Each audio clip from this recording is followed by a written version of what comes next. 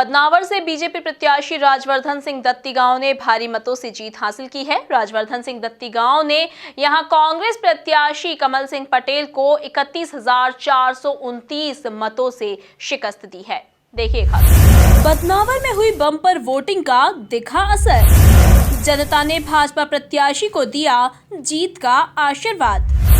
बदनावर में शिवज्योति की मेहनत रंग लाई। भारी मतों से विजय हुए राजवर्धन सिंह दत्ती गांव। मध्य प्रदेश विधानसभा की 28 सीटों के उपचुनाव में धार जिले की बदनावर सीट हाई प्रोफाइल सीटों में से एक थी।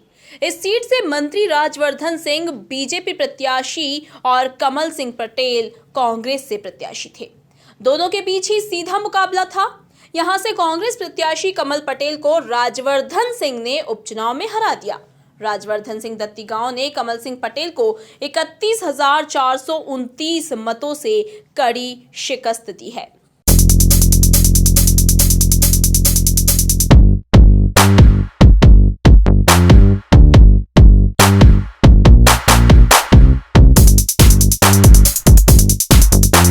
जीत से उत्साहित राजवर्धन सिंह दत्ती गांव ने इसके लिए भाजपा कार्यकर्ताओं और जनता को बधाई देते हुए कहा कि वो क्षेत्र के विकास में किसी चीज की कमी नहीं आने देंगे। इस वक्त हम बदनावर से प्रचंड बहुमत के साथ विजय प्राप्त करने वाले भाजपा प्रत्याशी राजवर्धन सिंह दत्ती गांव के साथ मौजूद है, जो एक उद्योग मंत्री भी है। हम बात करते हैं हमारे बदनावर के भाजपा प्रत्याशी राजवर्धन सिंह दत्ती गांव जी के साथ।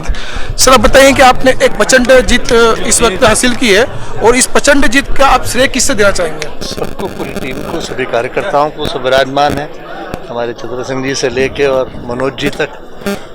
सबने सराहनीय प्रयास करे। पिछले 3 महीनों से हर एक कार्यकर्ता अपने गांव में अपने बूथ पे लगा रहा।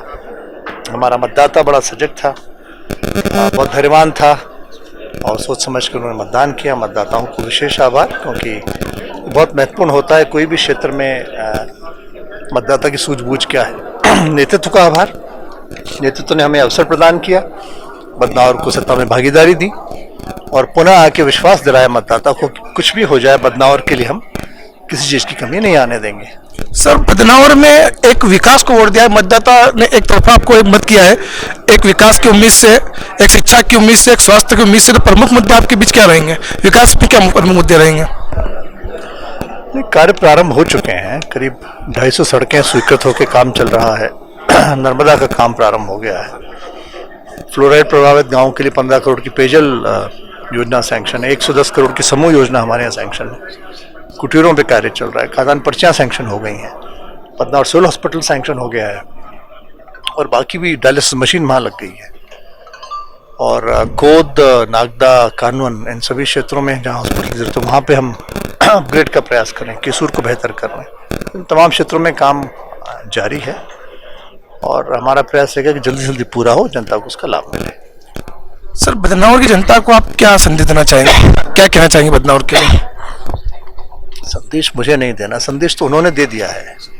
मुझे उनको सिर्फ कृतज्ञता ज्ञापित करनी है, उनका आभार व्यक्त करना है और उनसे ये कहना है कि जो विश्वास आपने व्यक्त किया है भारतीय जनता पार्टी की सरकार में, शिवराज सिंह जी के नेतृत्व में, मोदी जी के नेतृत्व में, हम सभी कार्यकर्ता मिलकर उस पर खरे उतरेंगे और अब हम पूरा प्रयास करेंगे कि सभी कार्य हम अतिशीघ्र पूर्ण करें और बदनावर को विकास का नया आयाम मिले। वहीं करारी हार से निराश दिख रहे कांग्रेस प्रत्याशी कमल सिंह पटेल ने जनता के फैसले को स्वीकार करते हुए भाजपा प्रत्याशी राजवर्धन सिंह दत्ती गांव पर आरोप भी जड़ दिया।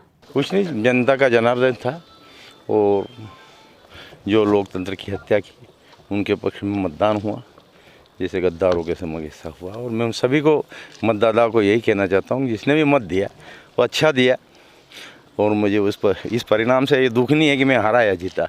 मैं राजवर्धन सिंह जी भी जीते, मेरे लिए कोई अच्छी बात है। कमी तो एक धनबल की कमी रह गई, बाकी तो कोई कमी नहीं।